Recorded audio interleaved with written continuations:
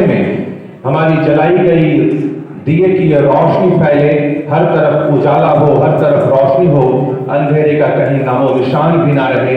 यही प्रयास हम हर एक युवाओं को करना होगा, यही प्रयास हमारे देश के हर एक व्यक्ति को करना होगा, और तब कहीं जाकर भारत विश्व पटल पर विश्व गुरु के रूप में स्थापित होगा। हमारा देश और G20 का यह सम्मेलन भी सफल होगा। और शुभारंभ हुआ, उद्घाटन हुआ आज के इस विशेष कार्यक्रम का। मैं चाहूंगा कि हमारे अतिथियों का सम्मान शॉल और स्मृति चिन्ह के माध्यम से हो। राजेंद्र जी से निवेदन होगा कि आप मंच पर तैयारी तुरंत कर लें।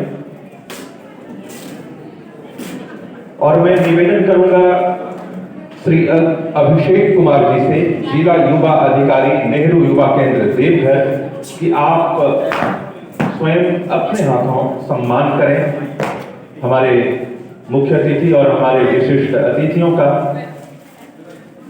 निवेदन होगा।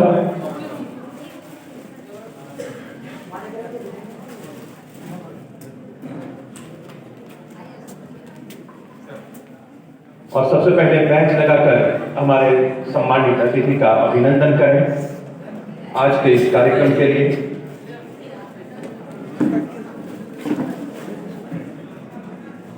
डॉक्टर अशोक कुमार सर, प्राचार्य AS महाविद्यालय देवघर, बैच लगाकर इनका सम्मान।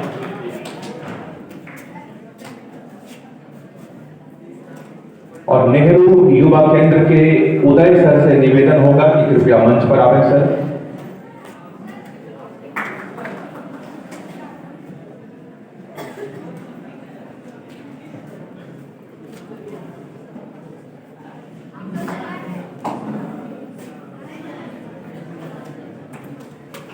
श्री उदय सर का भी अभिनंदन हो।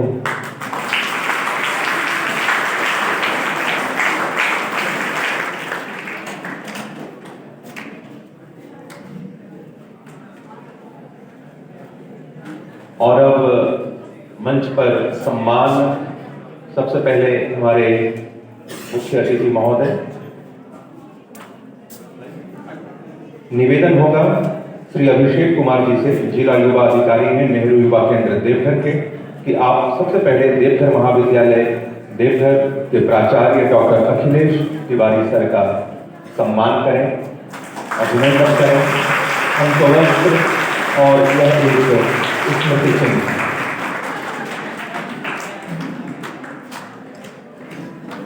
और आगे आप सम्मान करें डॉक्टर सुचिता कुमारी जी का, प्राचार्य रमा देवी बालिका महिला महाविद्यालय देवघर।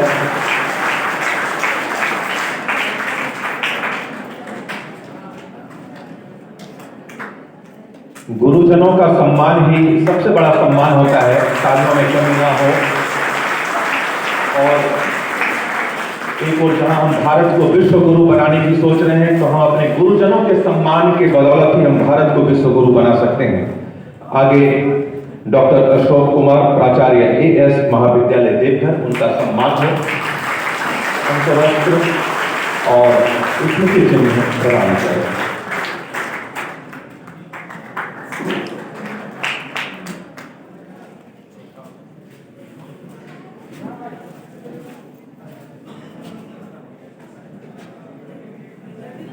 और रजनी मैम का स्वागत, अभिनंदन हो।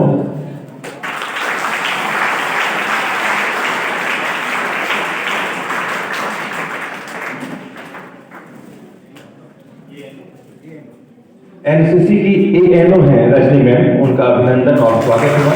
और राजेश सर, उनका स्वागत अभिनंदन हो। राजेश सर भी NCC के ANO, और स्मृति चिन्ह देकर अभिनंदन, स्वागत।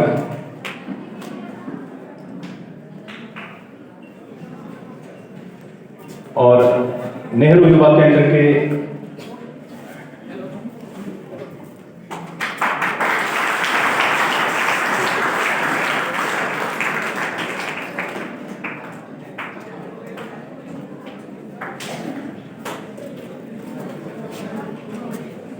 और एक बार सम्मिलित रूप से मैं पुनः मंचासीन अपने मुख्य अतिथि, अपने विशिष्ट अतिथियों और अपने सम्मानित अतिथियों का अभिनंदन और स्वागत करता हूं।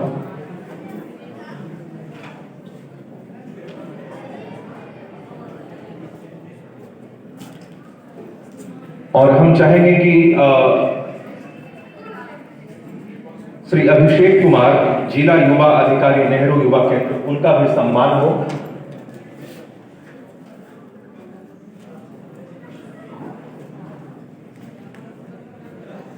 अंक वस्त्र और स्मृति चिन्ह के साथ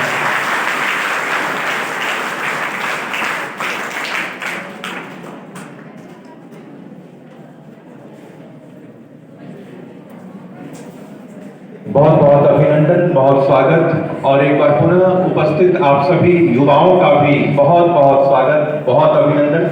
और निवेदन होगा राजेंद्र कुमार जी से, जो कि राष्ट्रपति महोदय से भी अवार्ड प्राप्त कर चुके हैं, साथ ही अंतर्राष्ट्रीय स्तर पर युवाओं का प्रतिनिधित्व कर चुके हैं। 2018 में चीन पहुंचे थे युवाओं का प्रतिनिधित्व करते हुए।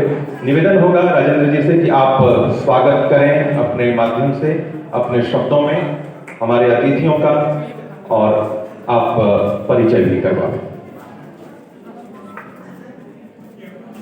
हेलो, आप सभी लोगों को नमस्कार। परम वंदनीय मां भारती, युवा सम्राट स्वामी विवेकानंद जी को सत सत नमन करते हुए आज के पड़ोस युवा सांसद कार्यक्रम आयोजक नेहरू युवा देवघर युवा कार्यक्रम खेल मंत्रालय भारत सरकार की ओर से आयोजित में आप सभी युवा तरुणाई का हार्दिक अभिनंदन एवं स्वागत करता हूं। आज के हमारे अतिथियों का परिचय कराना भी मैं अपना दायित्व समझता हूं।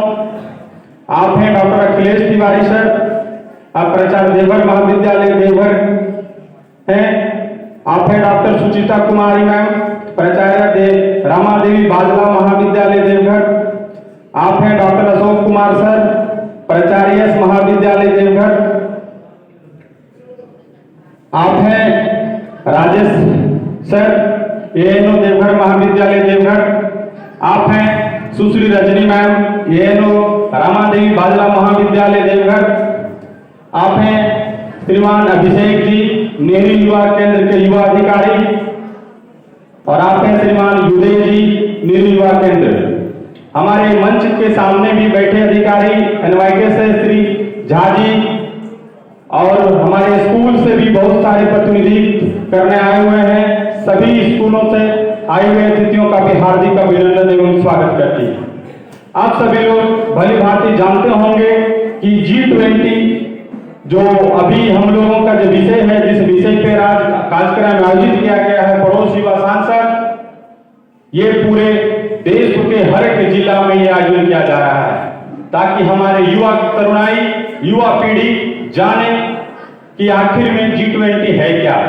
हमारे देश को प्रतिनिधित्व करने का मौका मिला है G20 सम्मेलन को, तो अपने देश को विश्व के धरातल पे उतारने का काम हमारे देश के युवा साथी कैसे कंधे से कंधे से मिला के करेंगे, और इसके लिए सबसे आगे हमारे युवा पीढ़ी आगे आते हैं।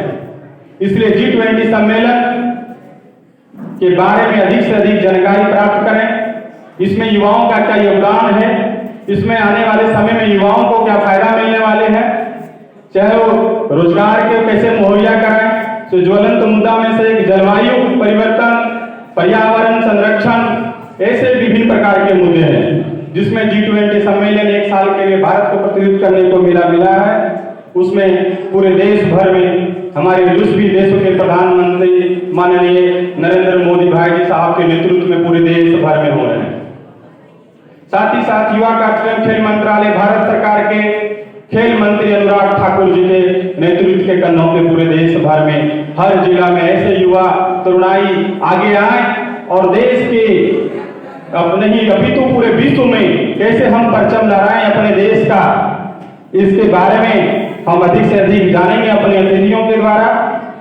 ये कार्यक्रम 4 भागों में होना है, जिसमें 4 टॉपिक है। इंपॉर्टेंस ऑफ इंडिया 20 प्रेसिडेंसी, दूसरा है mission of life and youth engagement, और तीसरा है presenting of Y20 local contents of youth, कि यहाँ के युवाओं के बारे में मुझे जानना है कि G20 के बारे में, Y20 के बारे में, लाइफ के बारे में, हेलमेट्स के बारे में आपका क्या विचार है, क्या वक्तव्य है, आपकी नज़र में क्या होनी चाहिए, इसकी कैसे व्यवस्था हो ताकि हमारे देश में अच्छे से अच्छे और पूरे विश्व में प्रतिनिधित्व अपने देश कर सके।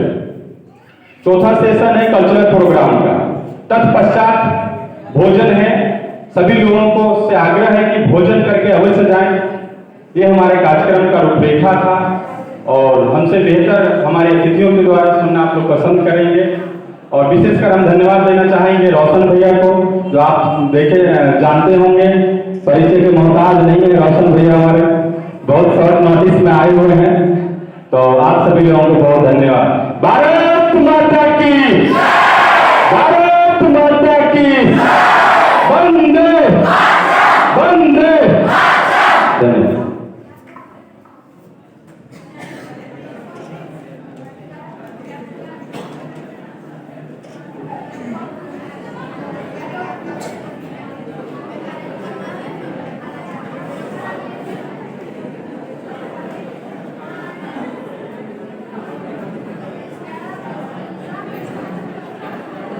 बहुत बहुत धन्यवाद राजेंद्र जी। और ऐसे कार्यक्रम आयोजित होने ही चाहिए। राष्ट्र प्रेम से युवाओं को जोड़ने का जो उपक्रम है वह निश्चित रूप से होना चाहिए। हम हमारे देश के लिए हैं, हम हमारे राष्ट्र के लिए ही हैं। जिंदगी जेहद में है, सब्र के काबू में नहीं, उड़ने खुलने में है नकहत, खमे गेसू में नहीं। जन्नत जो हिंदुस्तान की दहलीज में है वह किसी और पहलू में नहीं। हिंदुस्तान के उन्मुक्त गगन पर भी मचलना है तुझे, उठ मेरी जान मेरे साथ ही चलना है तुझे, उठ मेरी जान मेरे साथ ही चलना है तुझे। कुछ यही संदेश और कुछ यही जज्बा और कुछ यही विचार हमारे दिल में हो और यही तमन्ना हमारे मन में हो तो निश्चित रूप से हम विश्व गुरु के स्थान पर पहुंचेंगे। जलवायु परिवर्तन की बातें हों या फिर वैश्विक पटल पर आर्थिक उन्नयन की बातें हों, हम निश्चित रूप से अव्वल स्थान पर रहेंगे। मैं आगे अपने अतिथियों को सुनने के लिए आतुर हूं, आप भी आतुर होंगे। हमारे साथ यहाँ पे एक साथ 3 महाविद्यालय के प्राचार्य मौजूद हैं। ज्ञान का एक ऐसा भंडार जो कि एक साथ मौजूद हो तो फिर उनसे सुनने से बेहतर और कुछ नहीं हो सकता। मैं निवेदन करना चाहूंगा सबसे पहले एएस महाविद्यालय के हमारे प्राचार्य महोदय डॉक्टर अशोक कुमार सर से कि सर आप अपनी बातों को रखें और G20 सम्मेलन के विषय में भी युवाओं को अवगत कराएं।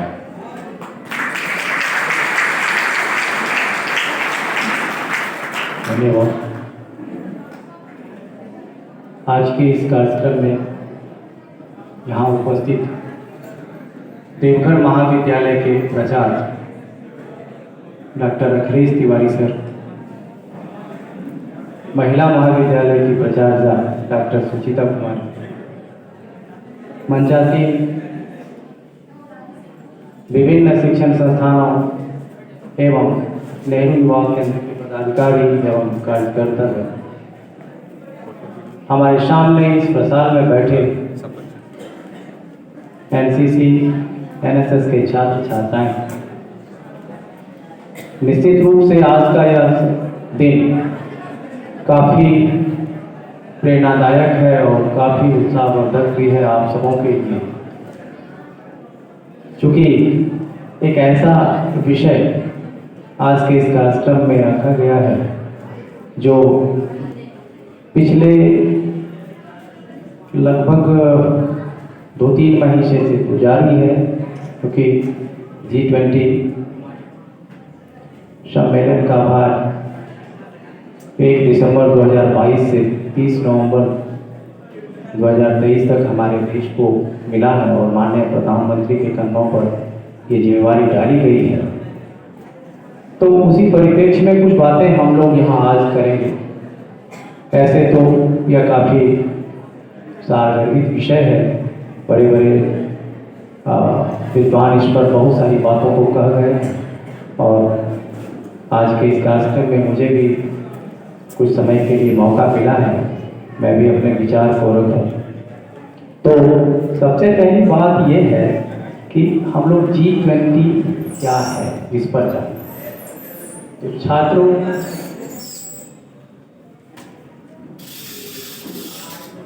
G20 यानी ग्रुप ऑफ 20, क्या किस चीज़ का ग्रुप ऑफ 20? ये G20 का मतलब साफ तौर पर है 20 देशों, दुनिया के 20 देशों का एक ग्रुप है जिसका गठन 1999 में हुआ था। और यह गठन अंतर्राष्ट्रीय स्तर पर वित्तीय संकट की पृष्ठभूमि में किया है, जिसमें विशेष रूप से पूर्वी एशिया और दक्षिण पूर्व एशिया को प्रभावित किया था, क्योंकि उस समय आर्थिक संकट से ये सारे क्षेत्र गुजर रहे थे। इसका उद्देश्य मध्यम आय वाले देशों को शामिल कर वैश्विक स्थिरता को सुरक्षित करना था। G20 देशों में दुनिया की 60% आबादी, वैश्विक जीडीपी का 85% और वैश्विक व्यापार का 75% शामिल है।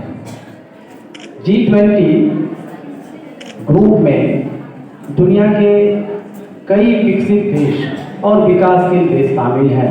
उसकी चर्चा करना यहाँ लाजमी नहीं है। मैं इतना ही कहूँगा कि ये सभी देश G20 के सदस्य हैं, इतना ही जाने।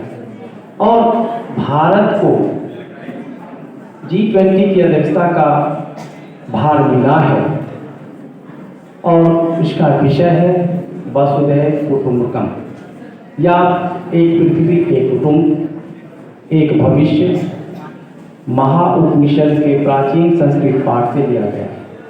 अनिवार्य रूप से यह विषय सभी प्रकार के जीवन मूल्यों, मानव, पशु, पौधे, सूक्ष्म जीव एवं पृथ्वी में व्यापक ब्रह्मांड एवं उसके परस्पर संबंधों की पुष्टि करता है।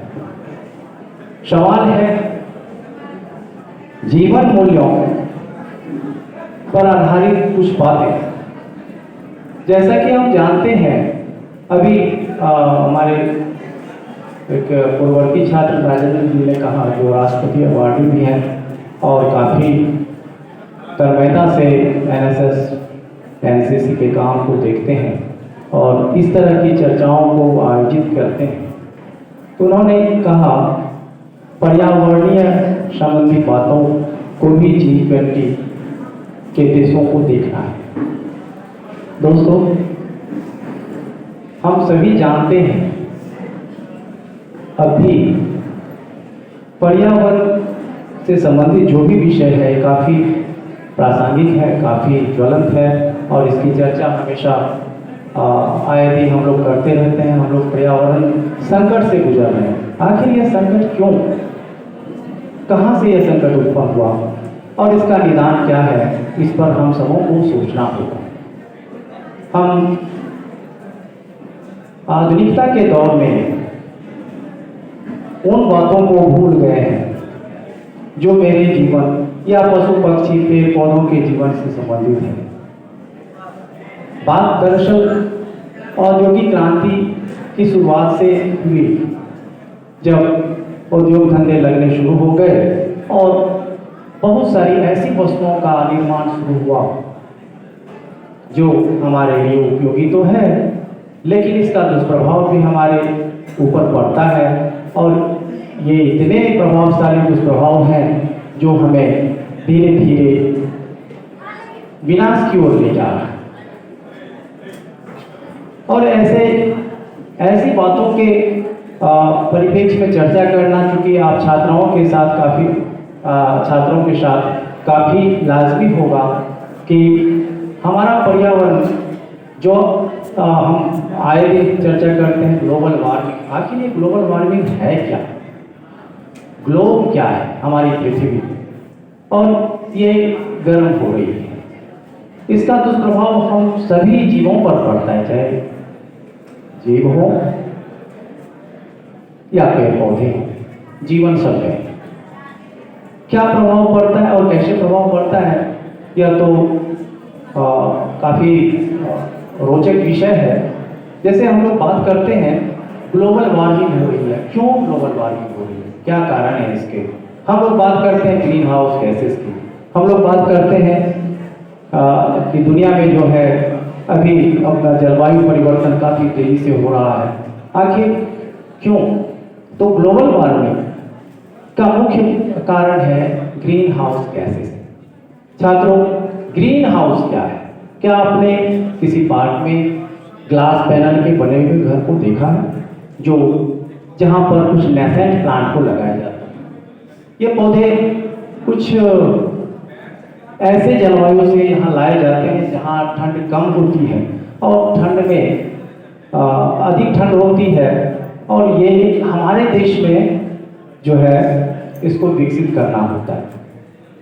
तो वहाँ क्या होता है, वैसे ग्लास पैनल में इस नेसेंट प्लांट को लगाया जाता है जहाँ एक तापमान मेंटेन किया जाता है, क्योंकि सूरज की जो किरणें आती हैं पृथ्वी पर, इसका जो आपतन होता है और परावर्तन के बाद पुनः ये ग्लास पैनल के द्वारा पृथ्वी के पटल पर ही पहुंचा दिया जाता है, जिससे उस घर का तापमान कुछ हद तक बढ़ा हुआ रहता है। ठीक ऐसी ही बातें ग्लोबल वार्मिंग से जुड़ी हुई जो ये ग्रीन हाउस का कंसेप्ट है वह है कि हमारी पृथ्वी के चारों तरफ एक वातावरण है, और यहाँ ग्रीन हाउस गैसेस, ये गैसेस क्या है, कौन सी गैस है? Carbon dioxide, carbon monoxide, methane, chlorofluorocarbon, hydrogen sulphide, ये सारी जो गैसें हैं जिसका इमिशन हम लोग किसी ना किसी रूप में रोज करते हैं, ये हमारी पृथ्वी के ऊपर एक लेयर बना देता है, जिससे सूरज की किरणें तो पृथ्वी पर आती हैं लेकिन ये परावर्तित नहीं हो पाती हैं और पुनः पृथ्वी पर ही लौट आती है, जिससे हमारे पृथ्वी के चारों तरफ का जो जलवायु है वह गर्म हो गया है। और इसके दुष्परिणाम तो आप जानते ही हैं। कार्बन डाइऑक्साइड की मात्रा वो 0.03% से बढ़कर 0.04% हो गया है। परिणाम क्या हुआ? अनावृष्टि, अतिवृष्टि, ग्लेशियर का पिघलना और समुद्र के जलस्तर का तापमान बढ़ना, सुनामी, ये सारे जो प्राकृतिक आपदाएं हैं ये सभी ग्लोबल वार्मिंग के ही कारण हुए।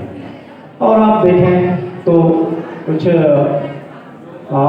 जो है देशों में जैसे ऑस्ट्रेलिया है, न्यूजीलैंड है, यहाँ पर मुख्य रूप से ये ओजोन होल का जो बनना है, जिससे सूर्य की पराबैंगनी किरणें पृथ्वी पर सीधे पहुंच रही हैं और दुष्परिणाम के रूप में बहुत सारी बीमारियों को जन्म दे रही हैं। तो ये सब ग्लोबल वार्मिंग का ही हिस्सा है।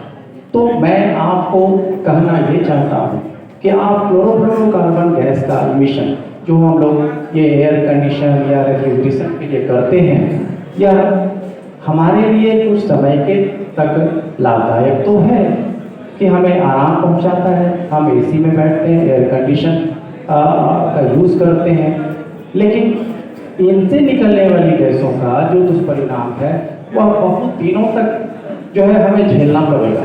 और हम बात करते हैं, आए दिन बात होती है सस्टेनेबल डेवलपमेंट।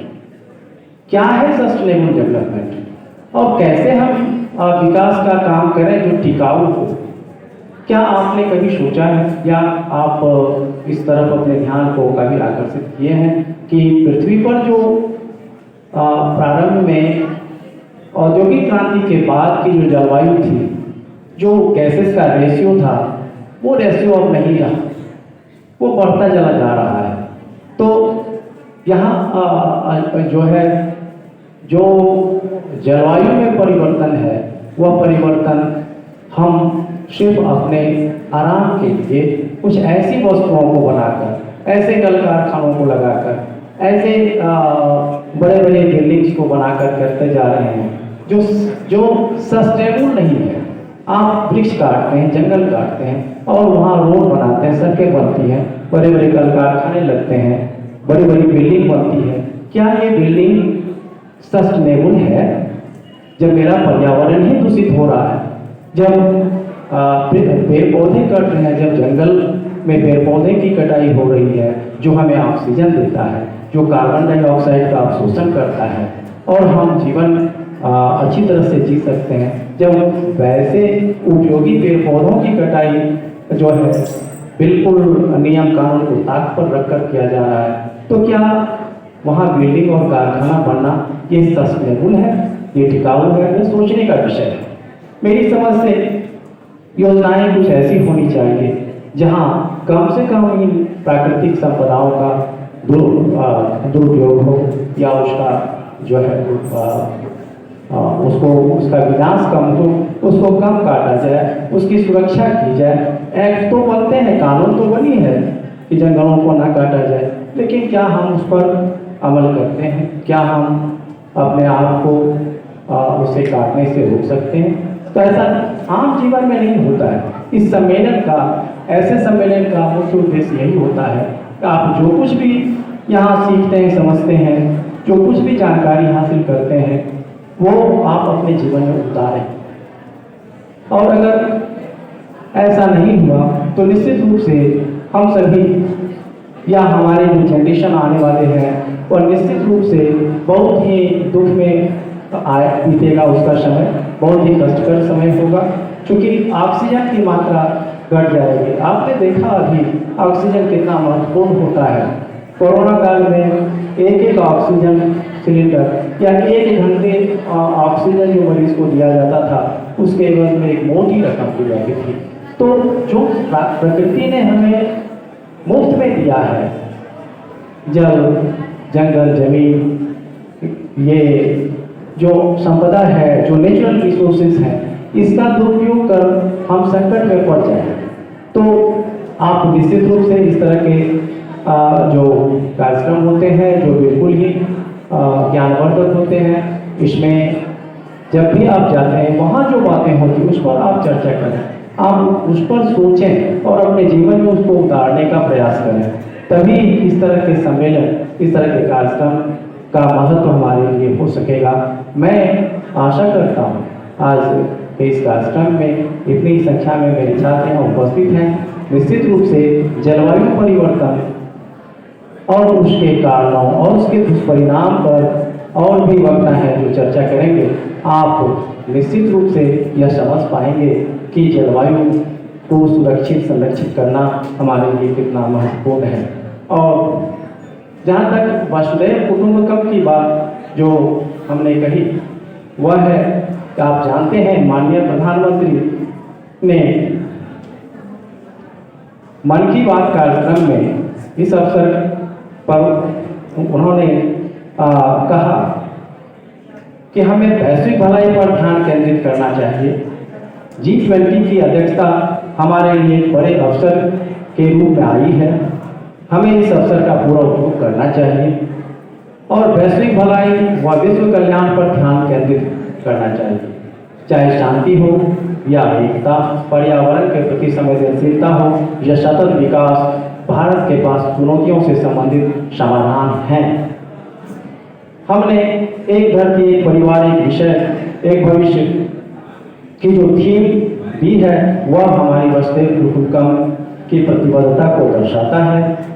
और बीते कुछ साल में इस तरह के से भारत लगातार वैश्विक मंचों पर बेहतर करता आ रहा है और 135 करोड़ भारतीयों की शक्ति और सामर्थ्य के साथ निरंतर एक कीर्तिमान स्थापित होगा, ऐसा उन्हें विश्वास है और हम सभी उनके विश्वास पर खरा उतरें, यही आप सबों से मेरी प्रार्थना है। बस आज इतना ही, धन्यवाद।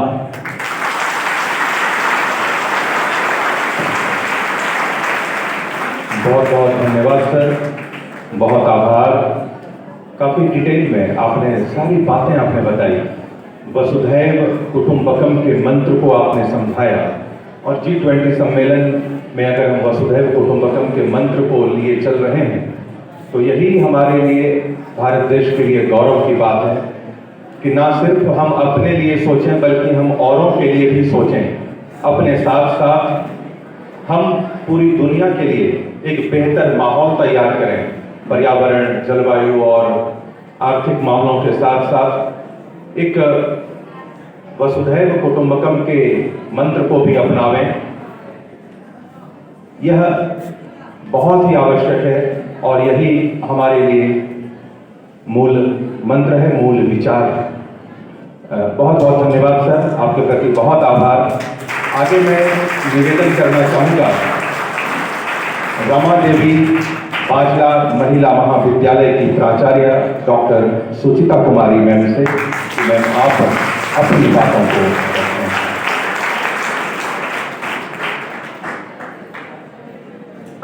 बहुत धन्यवाद रोशन जी। सर्वप्रथम मंचासीन देवघर महाविद्यालय के प्राचार्य डॉक्टर अखिलेश जी, एस महाविद्यालय के प्राचार्य डॉक्टर अशोक कुमार जी, नेहरू युवा केंद्र के अध्यक्ष,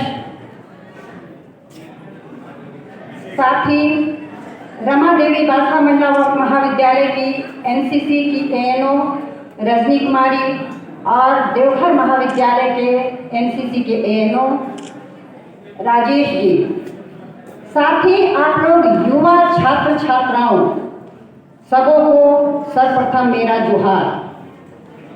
आज का यह कार्यक्रम आप लोगों के लिए बहुत ही भविष्य निर्धारक कार्यक्रम है।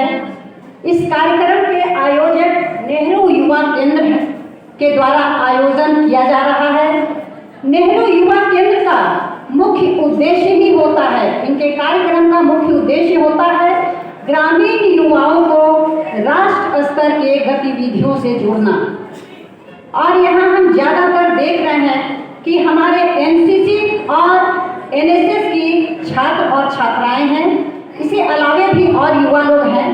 लेकिन आप लोग हमको सबसे पहले ये बता सकती हैं कि एनसीसी का मोटो क्या होता है? Unity and discipline. और एनएसएस का मोटो क्या होता है? Not me but you. क्या एनसीसी के सारे कैडेट्स आप लोग 100% डिसिप्लिन हो चुके हैं एनसीसी के कार्य करते करते? बिल्कुल नहीं।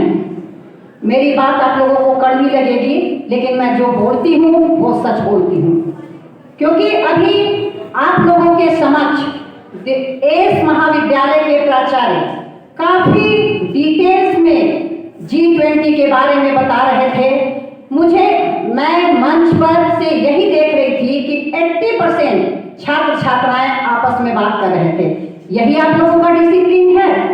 तो आप लोग कार्यक्रम तो बहुत बड़े बड़े करते हैं। मैं आप लोग से आग्रह करूंगी कि कार्यक्रम को केवल सैद्धांतिक रूप में ना देखें। कोई भी कार्य का दो एस्पेक्ट होता है, सिद्धांत और व्यवहार। और जब तक व्यवहारिक तौर से आप लोग कार्यक्रम को आगे न बढ़ाइएगा, कार्यक्रम सुचारू रूप से कार्यान्वित नहीं हो पाएगा। जैसा कि अशोक जी ने कहा कि 1 साल के लिए भारत को G20 की अध्यक्षता का कार्यभार मिला है और इस अध्यक्षता के लिए माननीय प्रधानमंत्री नरेंद्र मोदी जी को आप युवा शक्ति पर बहुत ज्यादा विश्वास है। आप अपने राष्ट्र को विश्व गुरु बना सकते हैं। विश्व गुरु की कल्पना तभी की जा सकती है जबकि आप लोग गुरु के प्रति जब श्रद्धा नहीं है तो विश्व गुरु की कल्पना आप क्या कर सकते हैं। इसलिए मैं ज्यादा बहुत कुछ नहीं बोलूंगी। आप लोग के यूथ आइकॉन स्वामी विवेकानंद जी हैं, आप लोग उनसे प्रेरणा लीजिए।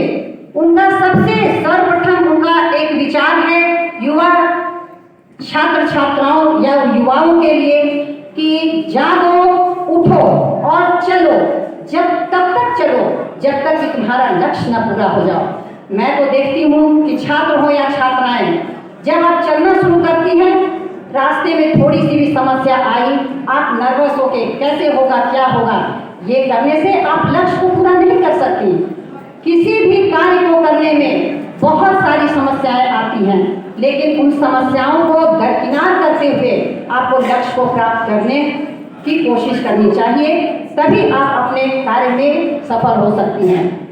मैं आज जानकारी तो आपको बहुत कुछ मिल चुकी है और हमारे देवघर महाविद्यालय के प्राचार्य अखिलेश जी, जो अभी अभी देवघर महाविद्यालय के प्राचार्य पद को संभाले हैं, वो एक काफी ईमानदार, जुझारू और छात्रों के प्रति काफी डेडिकेटेड हैं। हमें पूर्ण विश्वास है कि आप उनसे बहुत कुछ सीखने और बहुत कुछ कार्य करने की प्रेरणा मिलेगी। लास्ट में मैं युवाओं को एक ही बात कहना चाहती हूँ, छात्र हो या छात्राएं, कि मन में जब तक आप लोग यह स्थान न लेंगे तब तक विश्व को, देश को विश्व गुरु के ऊंचाई तक नहीं ले जा सकते हैं। और वो आपको ठानना क्या है कि कुछ भी नहीं असंभव इस जग में, कुछ भी नहीं असंभव इस जग में, सब कुछ संभव हो सकता है। क्यों ख्याल रखा है इस धरा का, हिम्मत से तो आसमां भी जीता जा सकता है, हिम्मत से तो आसमां भी जीता जा सकता है। बस इतनी बातों के साथ मैं अपनी वाणी को विराम देना चाहूंगी और युवा शक्ति से हम लोगों को भी बहुत उम्मीद है और उस उम्मीद पर आप लोग खरे उतरे, यही मैं आप लोगों के लिए आशीर्वचन देती हूँ। जय हिंद, जय भारत। बहुत बहुत धन्यवाद मैम, बहुत आभार आपका। मैंने भी इस बात पर गौर किया, मैं भी कहना चाहता था, लेकिन मैम ने इस बात को आपसे कहा, आपस में बातें ना करें। यह बढ़िया मौका है, बढ़िया अवसर है कि हम अपने प्राचार्यों को सुन रहे हैं और इससे बढ़िया मौका और क्या मिलेगा, इसलिए उन्हें ग्रहण कीजिए। बहुत अच्छी बात मैम ने बताई। स्वामी विवेकानंद को हम अपना यूथ आइकॉन मानते हैं। उठो, जागो और चलते रहो, तब तक चलते रहो जब तक कि लक्ष्य ना पा जाओ। लड़खड़ाना यह हम नहीं जानते, गिरना हम नहीं जानते, हम तो सिर्फ लक्ष्य को पाना जानते हैं। बहुत अच्छी बातें मैम ने आपको बताई और तभी तो हम भारत को विश्व गुरु बना पाएंगे। हर शक्ति में हम, हर ताकत में हम अपने देश को अग्रणी रख पाएंगे। कि जिंदगी हमने भारत माता के चरणों में लगा रखी है, जिंदगी हमने भारत माता के चरणों में लगा रखी है, माथे पर हमने भारत की मिट्टी लगा रखी है। मौत भी हमारा कुछ बिगाड़ नहीं सकती, क्योंकि हमने मौत को मुट्ठी में दबा रखी है, मौत को मुट्ठी में दबा रखी है। देश से प्रेम बहुत आवश्यक है, लेकिन उसमें त्याग भी बहुत जरूरी है। हम अपने देश के लिए त्यागशील बने, अपने देश के लिए जहां कहीं भी हमें अपने कर्तव्य निभाने पड़े, हम निश्चित रूप से अपने कर्तव्य के लिए तत्पर रहें। तभी हम G20 की अध्यक्षता को भी सफल बना पाएंगे, हम विश्व में अपने आप को अग्रणी स्थान पर रख पाएंगे। तो आगे हम देवघर महाविद्यालय देवघर के प्राचार्य महोदय को सुनेंगे। बहुत ध्यान से सुनिएगा हर बातों को। मैं निवेदन करना चाहूंगा प्राचार्य महोदय से, डॉक्टर अखिलेश तिवारी सर से, कि सर आप अपनी बातों को रखें। निवेदन होगा सर।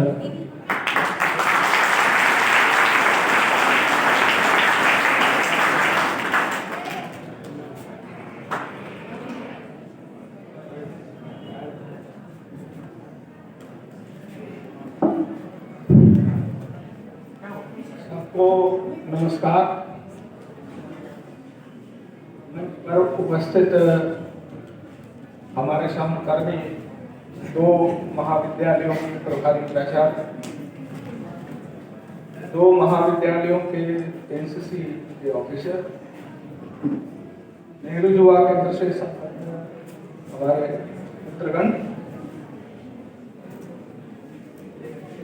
एनसीसी एनएसएस के और अन्य छात्रगण, अन्य उपस्थित शिक्षक और अन्य जो सम्मानित लोग हैं, सबको मेरा नमस्कार।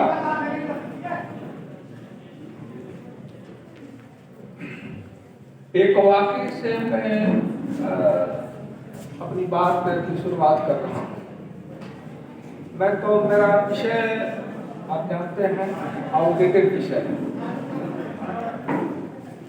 अभी के जमाने में किस विषय की सबसे ज्यादा प्रसिद्धि है? मैं संस्कृत का हूँ और जीवन के एक दौर में मुझे सिविल सर्विसेज की परीक्षा देने का मौका मिला। मेंस के लिए हमने दर्शन विषय भी रखा। वो 90 का दौर था। कभी एंथ्रोपोलॉजी रख लिया, हिस्ट्री भी रखा था, लेकिन दर्शन से संबंधित एक चीज मैं बता रहा हूँ आपको। एक मेरे शिक्षक रहे हैं, बड़े विद्वान हैं, पटना विश्वविद्यालय में थे। तो दर्शन पर चर्चा चल रही थी, तो हमने उनसे पूछा कि भारत के दार्शनिकों में और पाश्चात्य दार्शनिकों में क्या अंतर है। तब उन्होंने बड़ी सहजता से एक बात कही, भारत का दार्शनिक जो सोचता है, जो चिंतन करता है, वह अपने जीवन में उसको वह उतार लेता है। इसलिए भारत के किसी दार्शनिक के बारे में आपने नहीं सुना होगा कि वो पागल हो गए। भारत के जितने भी दार्शनिक हैं, वो दर्शन की जो परंपराएं यहाँ पर चली है, आस्तिक दर्शन है या नास्तिक दर्शन है, भगवान बुद्ध का या महावीर का, वो भी, या आधुनिक काल के जो हमारे दार्शनिक हैं, शंकराचार्य जी से लेकर करके अरविंद और राधा कृष्ण जी, कोई पागल नहीं हुआ। जो उन्होंने वैचारिक धरातल पर चीजों को समझा, उसको उन्होंने अपने जीवन में उतारा। और पाश्चात्य दार्शनिकों के बारे में उन्होंने बताया कि वो चिंतन में बड़े ईमानदार हैं, लेकिन व्यवहार में बड़े बेईमान हैं। यानी वो वैचारिक धरातल पर जिन चीजों को सही सिद्ध कर देते हैं, वो उनके जीवन में वो बातें नहीं उतरती है।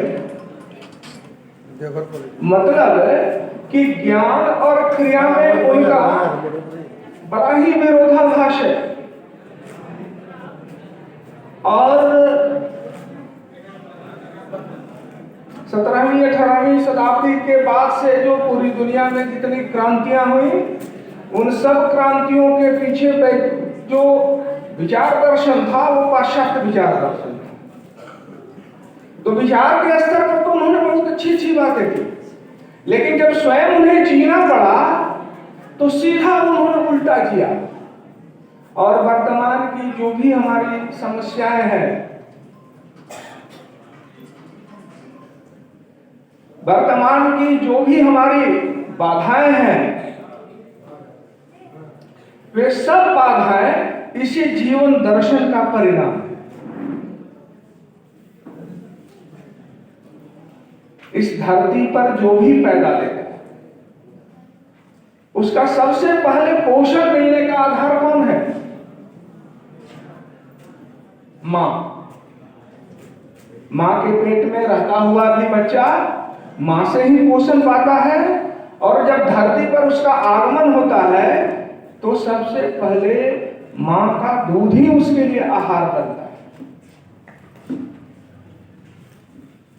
लेकिन इस जीवन दर्शन वाले लोग जब मुनाफे के फेरे में आए, तो उन्होंने एक दौर चलाया कि मां का दूध बेकार है, डब्बे का दूध बड़ा बढ़िया है। और हम पढ़े लिखे लोगों ने स्टेटस सिंबल बना करके उस डिब्बे के दूध को खूब यूज किया है, अरबों खरबों रुपया बर्बाद किया है। और आज यह सिद्ध हो चुका है कि माता का दूध 6 घंटे तक उस बच्चे के लिए सबसे स्वस्थ आहार। देख रहे हैं ना मुनाफाखोरी करे खेल। और तो हमने मां के उस दूध को पिया, और हमारे जीवन भर वो हमारे पुरुषार्थ का प्रतीक होता है। और जब कोई विरोधी मिलता है तो कहता है कि मां का दूध याद करा देंगे। लेकिन जब हमारी मानसिक विकृति हो जाती है, तो हम उस मां के दूध को बेचना शुरू कर देते हैं। जो हमारे लिए जीवन का आधार हो, हमने उसको मुनाफे से जोड़ दिया। और तब जो परिणाम आएगा, जो मां अपने शरीर के रस से निर्मित उस दूध से हमारे शरीर का पोषण करती हो, और जब हम उस मां का इस रूप में शोषण करेंगे तो परिणाम बड़ा भयावह होगा। वर्तमान की त्रासदियां भी वही है। आपको जान करके आश्चर्य होगा कि जो नई शिक्षा पूरी दुनिया में चली है, उस शिक्षा से संपन्न लोगों ने ही, उस शिक्षा से अपने को प्रखर बौद्धिक सिद्ध करने वाले लोगों ने ही आज धरती की यह दुर्दशा कर रखी है। गांव का वह अनपढ़ आज भी गंगा में जाता है तो नहाने के पहले, दतवन करने के पहले वह हाथ में पानी लेकर के उस से कुल्ला करके वह बाहर फेंकता है, दतवन उसमें नहीं फेंकता है। नहीं तो आप गांव से यदि नहीं जुड़े हैं तो आपको पता नहीं। हम तो गांव वाले हैं, हमने देखा है अपनी आंखों से, और हमने पढ़े लिखे लोगों को देखा है कि वो किस प्रकार से विभिन्न क्षेत्रों में सारा कुछ गंदा कर रहे हैं। आज हम जिन बातों पर सबसे ज्यादा चिंता कर रहे हैं, global warming, water pollution, heat wave, air pollution, कभी हमने विचार किया है क्या कि इसके पीछे का सबसे बड़ा कारण क्या है? इसके पीछे सबसे बड़ा कारण है हमारा मानसिक प्रदूषण। हम मन से बहुत गंदा हो गए हैं, और वही हमारे कार्यों में रोज झलकता है। किसी दुकान पर आप जाएं, उस दुकान में यदि वहां बहुत अच्छी अच्छी सामग्रियां नहीं भी हो, लेकिन वहां सेल्स बॉय और सेल्स गर्ल यदि आपको बातों में उलझा करके उस दुकान में पहुंचा दे तो आप ठगे जाते। आज की हमारी शिक्षा ने यही किया है। कभी संस्कृत का आपने श्लोक पढ़ा होगा, बचने क्या दरिद्रता, बोलने में कोई कमी नहीं करनी चाहिए। लेकिन भारत का जीवन दर्शन कहता है कि कम बोलना चाहिए, कम खाना चाहिए, कम खाना चाहिए, कम बोलना चाहिए। अब यह हमारा सौभाग्य जरूर है कि हमने G20 की अध्यक्षता हमें मिली है। 20 देशों का यह समूह है। वैश्विक स्तर पर आर्थिक और वित्तीय विकास के लिए, सहयोग के लिए इस प्रकार का एक मंच बना है, और इंडोनेशिया में हमें अध्यक्षता मिली है 15-16 नवंबर को 2022 को। लेकिन सनातन जीवन के जो मूल्य थे, उन्हीं मूल्यों की प्रतिष्ठापना हुई है। आज लोग कहता है 90 का एक दौर चला, आप में से बहुत लोगों का जन्म नहीं हुआ था, मैं उस समय विद्यार्थी था। दुनिया एक बाजार है। अरे तो बाजार है तो सारी चीजें बिकेंगी। क्या हम बिकने वाले हैं क्या? हमारा जीवन दर्शन बताता है कि हमें विधि और निषेध के साथ जीवन जीना चाहिए, और विधि और निषेध के साथ जीवन जीना ही धर्म है। धर्म का मतलब शिखा बांधना, यज्ञोपवीत पहनना और तिलक लगाना केवल नहीं है। धर्म का मतलब है कि जो करणीय आपका है वो करें, जो अकरणीय है वो ना करें। आप धर्म कर रहे हैं, आप धार्मिक हैं, और सबकी ड्यूटी है। घर में एक छोटे बच्चे से लेकर के राजा तक का, देश के शासक तक का भी एक धर्म है। उससे ज्यादा वो नहीं कर सकता है, और यदि वो करेगा तो भारत की जीवन पद्धति में वह आलोचना का पात्र होगा। हमने तो पहले ही उद्घोष कर दिया था, सारी दुनिया को हम आर्य बनाएंगे। कृतवन्तो विश्वम आर्यम। हमने पहले ही घोषित कर दिया था, बोलो बोलो तुरंत मारेगा नहीं। हमने पहले ही घोषित कर दिया था कि इस देश में जो जो पैदा होगा वो अपने ज्ञान से शिक्षित करके पूरी दुनिया के लोगों को शिक्षित करेगा। एतत् देश प्रसूतस्य सकाशात् अग्रजन्मनः त्वं स्वं चरित्रं शिक्षरे पृथिव्या सर्वमानवः। हमने इस पूरी धरती को कुटुंब माना, और कुटुंब का मतलब आप शहर वाले होंगे, न्यूक्लियर फैमिली वाले होंगे तो नहीं समझ पाएंगे।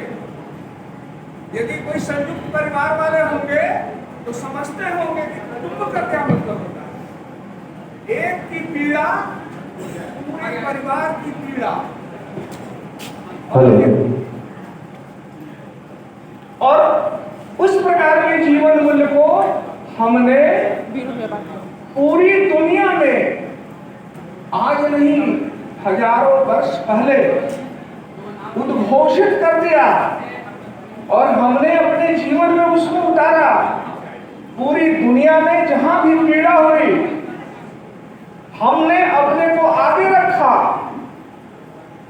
लेकिन फिर भी इस प्रकार के संकट आ गए।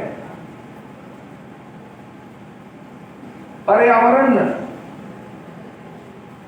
लोगों ने पर्यावरण का समझ लिया कि केवल यह पानी, केवल यह जंगल, इतना में ही पर्यावरण नहीं है।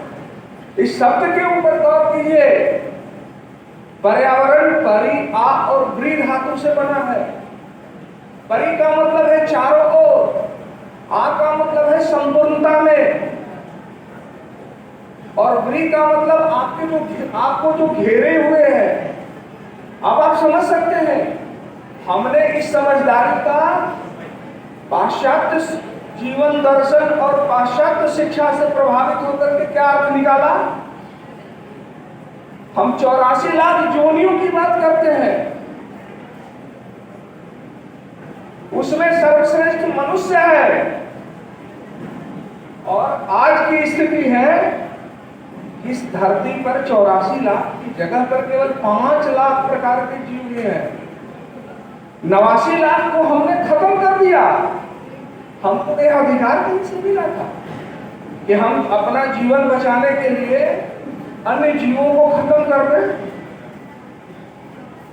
और इसलिए हमारा जो जीवन दर्शन था वो ऋषियों का जीवन दर्शन, जिन्होंने मंत्रों के रहस्य को समझा था। और वह रहस्य क्या था? हम सारे जीव जितने भी हैं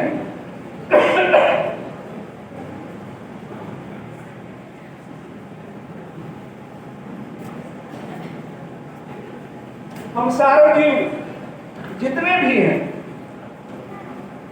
हम कहां से उत्पन्न हुए? पेड़ पौधे, मनुष्य, जानवर, पशु, पक्षी, एक विराट सत्ता, ब्रह्मांडीय ऊर्जा, उस ऊर्जा का ही विभिन्न रूपों में स्थापन है अन्य सब जीवों में। और इसलिए हमारा मूल जो है वो ब्रह्मांडीय सत्ता है। और उस ब्रह्मांडीय सत्ता के साथ में जब हम जुड़ जाते हैं, हमारा भोजन, हमारी सोच, हमारा रहन सहन, हमारा पहनावा, हमारा खान पान जब जुड़ जाता है तो उसको हम प्राकृतिक जीवन कहते हैं।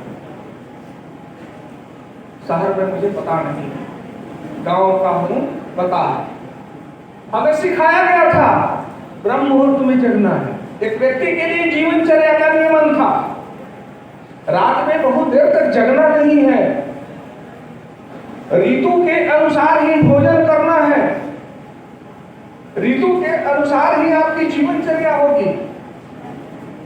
आज जो G20 में जो विषय आए हैं, लाइफ मूवमेंट और टिकाऊ विकास U20 और एक ईयर ऑफ क्या उसका नाम आप लोगों ने दिया है, इंटरनेशनल ईयर ऑफ मिलेट्स।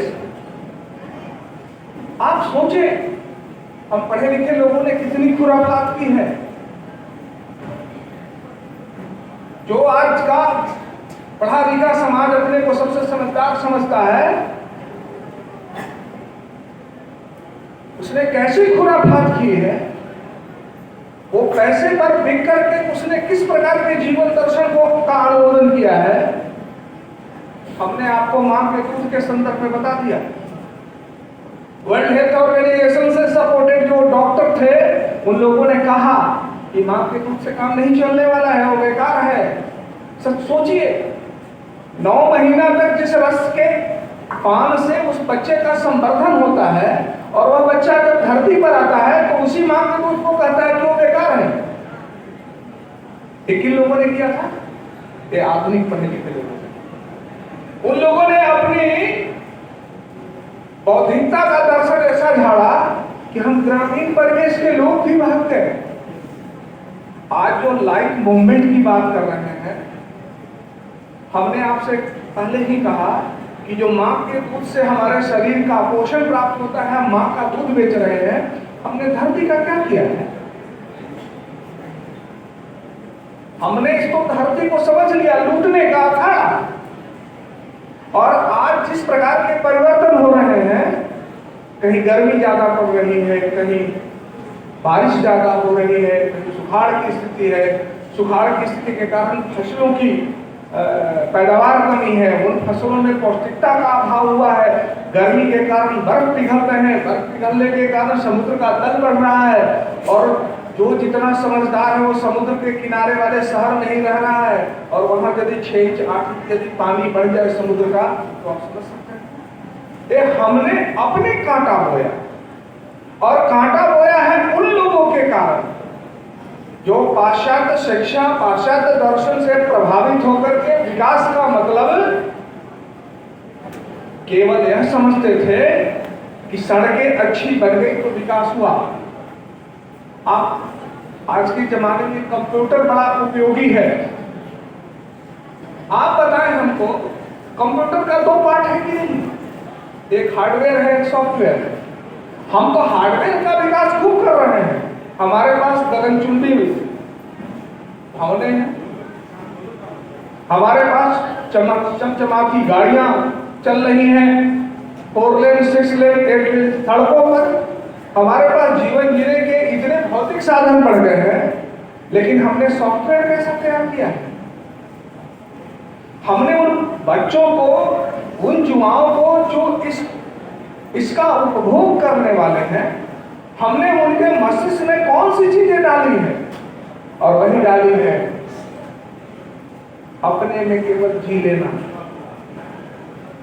मुझे अफसोस है एक बात कहते हुए, मैं रोज इस बात को कहता भी हूं, और आज आप लोगों की सभा में आधुनिक शिक्षा में लोगों को निर्लज्ज बनाया। कोई माने या मत माने, आधुनिक शिक्षा ने आज लोगों को निर्लज्ज बनाया है, और दूसरा उन्हें दुस्साहसी बना दिया। निर्लज्ज से मेरा तात्पर्य है, क्या संसार किससे चलता है? 2 से, एक या तो लज्जा से, नहीं तो डर। और लज्जा त्याग दीजिए तो आप संसार में कुछ भी कर सकते हैं। एकाम लज्जाम परित्यज्य सर्वत्र सुखी भवेत्। लाज छोड़ दीजिए, जो मन सो कर सकते हैं। उसी का परिणाम है ना, कितने पढ़े लिखे लोगों के माता पिता वृद्धावस्था में वृद्धाश्रम में जा रहे हैं। ये उन्हीं पढ़े लिखे लोगों का परिणाम है ना, कि वो पता चल रहा है कि करोड़ों अरबों दूसरे का हक मार कर करके और अपनी कोठी भर रहे हैं। तो एक निर्लज्जता मिली है। और दूसरा दुस्साहस, वो समझ ही नहीं पाते हैं कि हमें कितना काम करना चाहिए कि जिसमें सब कुछ का संतुलन हो, वो एक स्ट्रीम पर जाकर के निर्णय ले लेते हैं। और आज के दौर में ये हमारे लिए समस्या है। इसलिए सौभाग्य है हमारा कि जिन जीवन मूल्यों को लेकर के भारत जीवित रहा है, भारत की सनातनता बची हुई रही है, कि पूरा यह हमारा संसार परिवार है, हम सबको श्रेष्ठ जीवन मूल्य दें। आज उनकी बात वैश्विक पटल पर होने लगी और इसलिए हमें उन मूल्यों के प्रति समर्पित होना पड़ेगा। हमें उन मूल्यों के प्रति समर्पण का भाव केवल अपने लिए नहीं, अब संपूर्ण समाज में जगाना होगा और उसकी शुरुआत परिवार से होगी। आपको जान करके आश्चर्य होगा कि वैश्विक जो कुचक्र चल रहे हैं उसमें दो सबसे सॉफ्ट टारगेट हैं। एक आज का युवा वर्ग जिनको डिरेक्ट करने की कोशिश हो रही है, और दूसरा भारत की जो सबसे बड़ी पूंजी थी परिवार नामक संस्था, जिसमें मां को जो ऊंचा स्थान मिला था वो शायद दुनिया में कहीं नहीं मिला है। भारत के धर्मशास्त्रों का आदेश है कि एक व्यक्ति के लिए गुरु पूजनीय है, उस गुरु से भी 100 गुना ज्यादा उसका पिता पूजनीय है, और उस पिता से भी 1000 गुना उसकी मां पूजनीय है। हमने इस जीवन दर्शन को भूला है, और जब जीवन दर्शन को भूला है तो हमें मानसिक प्रदूषण आया है, उसी का यह सब दिखावटी रूप आ रहा है। सौभाग्य है हमारा कि वैश्विक पटल पर हमारे इन जीवन मूल्यों को जगह मिली, और जगह भी मिली है एक ऐसे व्यक्ति के द्वारा जिसकी वैश्विक प्रतिष्ठा निरंतर बढ़ती जा रही है। इसलिए जो ही हम मन के धरातल से शुद्ध होंगे, ये सारा प्रदूषण अपने आप मिट जाएगा। व्यक्ति कितने धरातलों को जीता है? एक हमारा शरीर है, शरीर की कुछ आवश्यकताएं हैं। एक हमारा मन है जो संकल्प और विकल्प के बीच में डोलता है। एक हमारी बुद्धि है जो निश्चय कर लेती है कि हमें यही करना है, और एक हमारी वह चेतना है जो हमारा जीवन का लक्ष्य है कि अंत में जब हमारी यह चेतना निकले तो उस विराट सत्ता से मिल जाए। यही धरातल है। हम केवल शरीर और मन के स्तर पर जब जिएंगे तो ये सारी समस्याएं हैं। इसलिए आज का यह विषय ये संस्कृत वालों का नहीं था, ये अर्थशास्त्रियों का था, राजनीति शास्त्र के विद्वानों का था, क्योंकि मुझे बहुत आंकड़े से लेना देना नहीं है।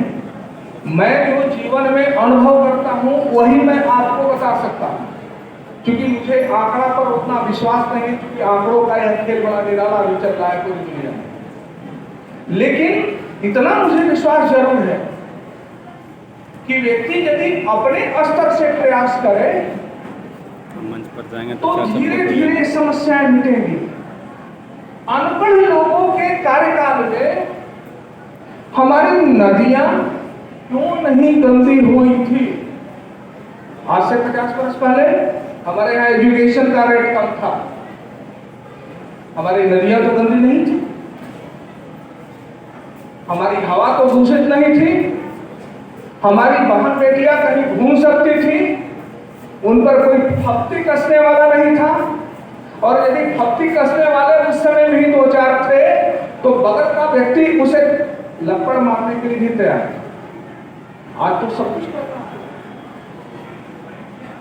इसलिए मैं जो अनुभव कर सका हूं उसे मैंने आपको दिया है, और लाइफ मूवमेंट हमारा तभी तक संभव है और उसमें टिकाऊ विकास जो ही हमारा इस धरती के प्रति भाव बदलेगा। अथर्ववेद का वह मंत्र है कि यह माता धरती हमारी माँ है और हम पुत्र हैं, तो हमारा तो फर्ज बनता है इस माँ के प्रति। माता भूमि पुत्रों हम पृथ्व्या, हमने जो हमें देने वाला हुआ, हमने सबको देवता की संज्ञा दे दी है। वन देवी, रात्रि देवी, नदी देवी, ये हमारे साहित्य में इस प्रकार के वर्णन है। ये नदी देवी है, एक पर्वत देव है, और जो देता है वही देव है। यो ददाति स देव, यो न ददाति स दानवः। यह राति स सुरः, यो न राति स असुरः। इसलिए यदि हमने अपनी जीवन दृष्टि बदली, मुझको लगता है कि ये समस्याएं खत्म हुई। और वर्तमान में हमारे प्रधानमंत्री जी इन्हीं जीवन मूल्यों के साथ अपने को जोड़ करके वैश्विक धरातल पर इन मूल्यों की प्रतिष्ठापना कर रहे हैं। योग, आयुर्वेद, पारंपरिक जो भारतीय ज्ञान विरासत है, उसके प्रति जो आग्रह है उनका, वह इसीलिए है कि जब हम सब कुछ के निर्माता हैं, तो स्वयं हम भी तो उस रूप में अपने को सिद्ध करें। भारत की परंपरा तो यह कहती है कि यदि आप देवता की पूजा करने जाते हैं तो देवता होकर के जाइए, दानव होकर के नहीं। देवम भूत्वा देवम त्यजेत, देव हो करके, यानी अंतःकरण की शुद्धता के साथ आप देव से जुड़िए।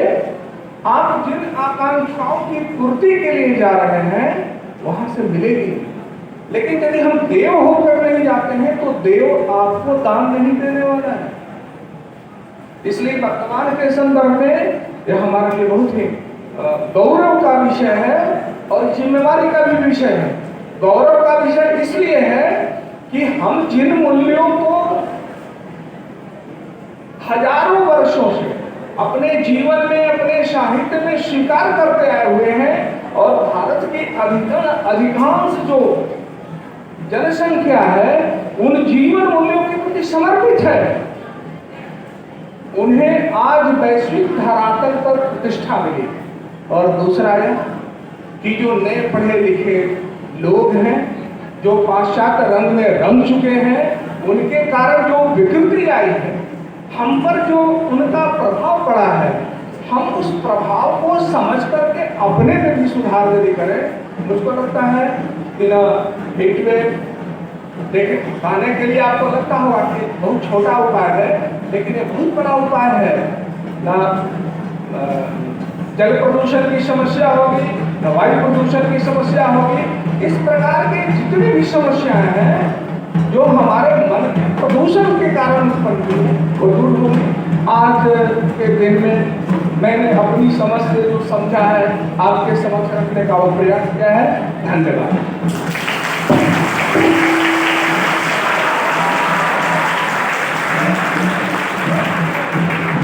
बहुत बहुत धन्यवाद सर, बहुत आभार। आपने हमें हमारे संस्कारों के मूल्यों को समझाया। आपने बताया कि हमारे संस्कार हमारे लिए कितने महत्वपूर्ण हैं।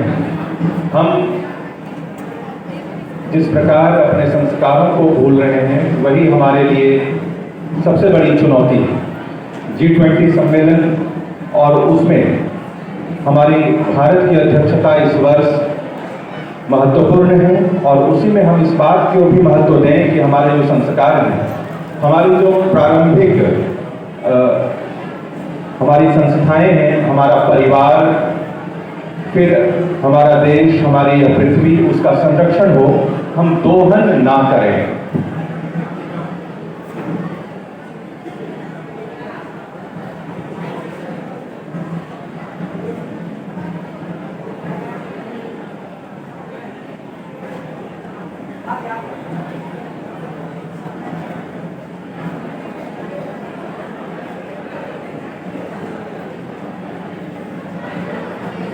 बहुत बहुत धन्यवाद सर, बहुत आभार।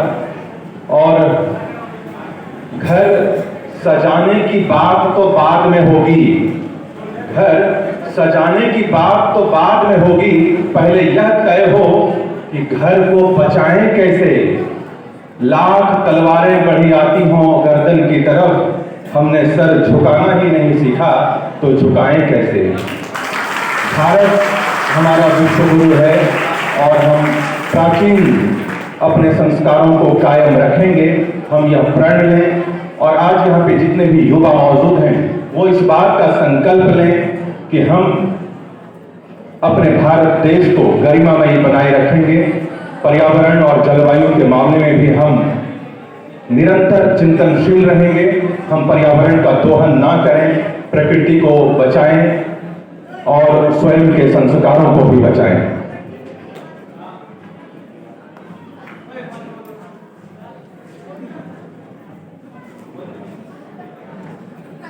और अब हम चाहेंगे कि यह जो प्रथम सत्र यहां पर हुई, इस प्रथम सत्र के बाद 3 और सत्र हैं जिसमें कि आप लोगों का इन्वॉल्वमेंट होगा। आप सभी युवाओं की सक्रियता होगी, उसमें आप अपनी बातों को रखेंगे, आप अपने विचारों का मंथन करेंगे और इस प्रथम सत्र का यहाँ पर हम जो है समापन करेंगे। प्रथम सत्र का मैं निवेदन करना चाहूंगा श्री उदय सर से कि सर आप आए और इस प्रथम सत्र के लिए आप धन्यवाद ज्ञापन करें। नेहरू युवा केंद्र से श्री उदय सर। धन्यवाद मंच संचालक महोदय। आज पड़ोस युवा संसद कार्यक्रम के अवसर पर उपस्थित हमारे बीच देवघर कॉलेज के प्राचार्य डॉक्टर अखिलेश तिवारी, हमारे बीच महिला महाविद्यालय के प्राचार्य एवं सम्मानित अतिथिगण, आज हमारे बीच में प्रथम सत्र में हमारे प्राचार्य महोदय ने बहुत ही अच्छी बातों को जानकारी दी है। हमारे बीच जलवायु परिवर्तन और मैडम जो अनुशासन से संबंधित बात बताएं, बहुत ही सराहनीय रहा। और हम चाहेंगे कि अब प्रथम सत्र का जो कार्यक्रम था उसके लिए सर का बहुत बहुत धन्यवाद आभार व्यक्त करते हैं नेहरू युवा केंद्र के परिवार की तरफ से। और अब दूसरे सत्र में प्रारंभ करने के लिए हम अपने आगे कार्यक्रम को बढ़ाने के लिए मंच संचालक महोदय को आमंत्रित करते हैं। जय हिंद, जय भारत। बहुत बहुत धन्यवाद सर।